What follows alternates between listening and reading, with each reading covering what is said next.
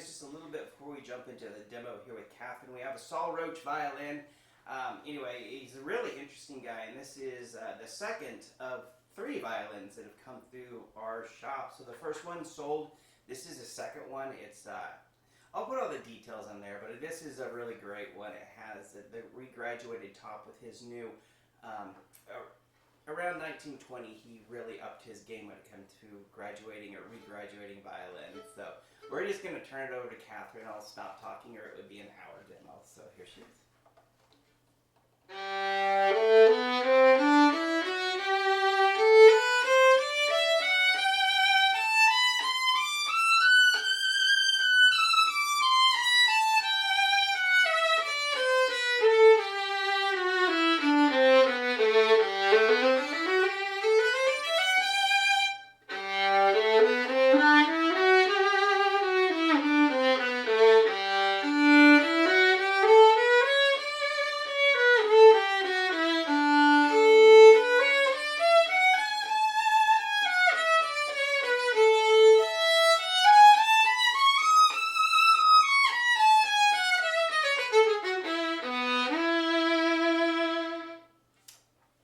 Before I talk about the instrument, I'm pairing this with the Revivo Violins shop Albert Nunberger bow that is for sale. It really complements this one. I think I demoed this before with my carbon fiber, but it pairs also very, very nicely with this wood bow. So I just wanted to throw that in there.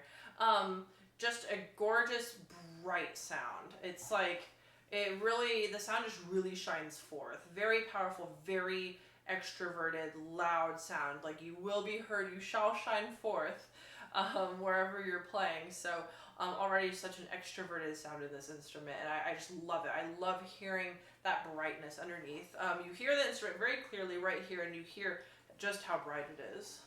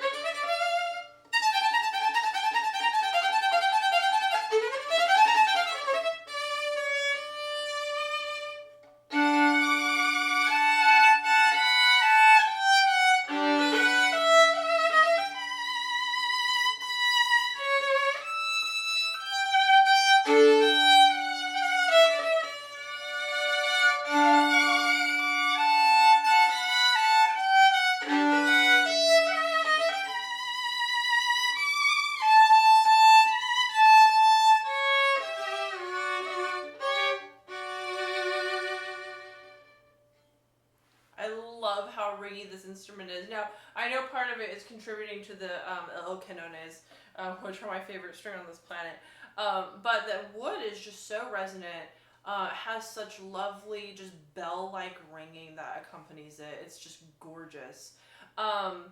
Very clear articulation. You know, of course, if you have a nice bow like the Nunberger, you're going to get really, really nice articulative sounds out of it. It was just very, very clear. I did have a little finger slip up, so if you heard any distortion, it was purely a me problem. So, but overall, it has such a crispy, clear sound. It's like a winter day, like a very crisp winter day. You know, you feel the crisp, cold air. It's really how this feels, but it's warm at the same time. So maybe you lose the analogy there.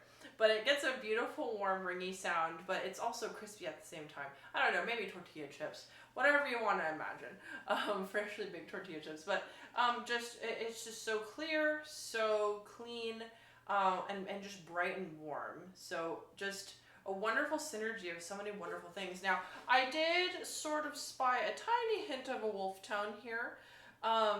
Not the biggest wolf tone that I've ever experienced, but a very small one. And a wolf tone is where two frequencies clash together, and it creates a very like fluttery butterfly sound.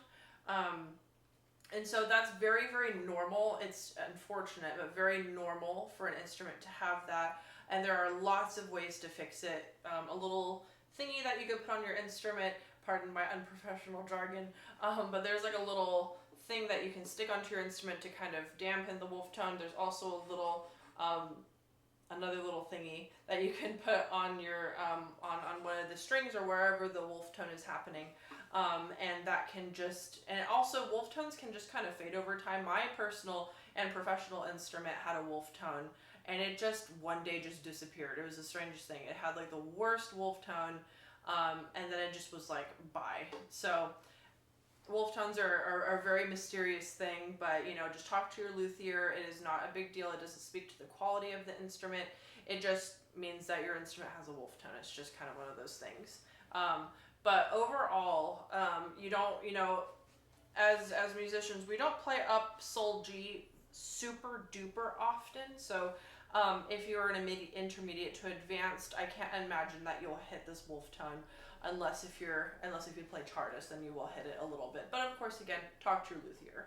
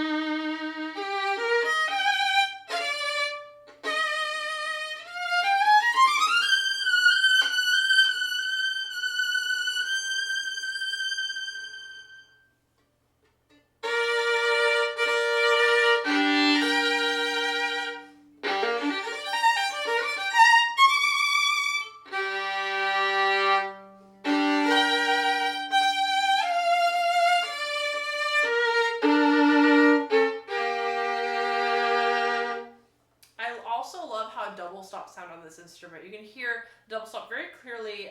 The sound is, you hear both strings evenly. Of course, if you're playing the double stop correctly, you know, you want to be balanced on both strings. Both notes are speaking equally. We're not losing any sound. It's not turning into any weird fuzzies. It sounds really nice and clear.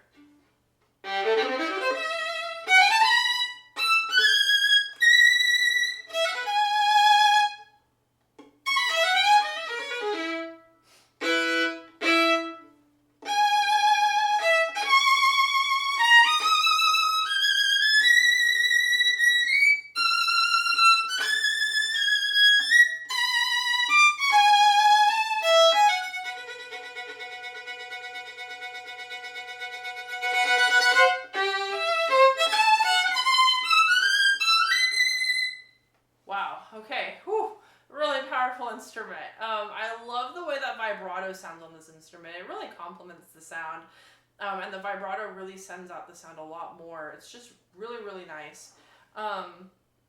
Shifting on here, the neck is a little bit of a V shape, so if you're not used to it, it just takes a little bit of adjustment. I play on an instrument that's a little bit more rounded, but the V-shaped neck, meaning that right here is more of a V shape than it is like an actual just roundish shape. But it shouldn't take, you know, if you practice it for about a week, you should get used to it. It's nothing, again, it doesn't speak to the quality of the instrument. It's just something a little bit different that you have to get used to. And so if you're going from a rounded neck to a V neck, it just takes a little bit of a time to adjust to the shape in terms of shifting and you know, drawing your thumb around, but it won't take very long to adjust.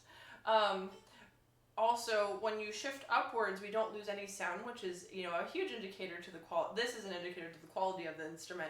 As I shifted up, whenever I went into upper positions, we didn't lose any sound, and the quality just stayed the same. I was able to crescendo and decrescendo in any position that I was in the instrument, and so overall, lovely, bright, powerful, projective instrument. Really speaks out. Amazing for the advanced player, and you know, I always use the last excerpt, Don Juan, as just a test of quality, and I thought that Don Juan sounded fantastic on this instrument. It has that big bold sound that you want when you're practicing, you know, Don Juan, or, you know, I suppose any orchestral excerpts, but it also has a lovely dynamic range, so that you can, you know, move in between any of the dynamics that you would like. Again, also excellent, exactly what you would need as a rising intermediate or as an advanced player. So, but you know, of course, there's only so much you can hear through the phone. If you like what you heard and you want to come check it out, this instrument will be here for you. Thanks, Catherine, and thanks, online friends. I'll place all the information about Saul Roach in there, and you can read about it on the website from one of his descendants as well. So. Really just a wonderful demo, and it's great to have another Saul Roach violin back in the shop. So thanks for listening. Play on, my friend.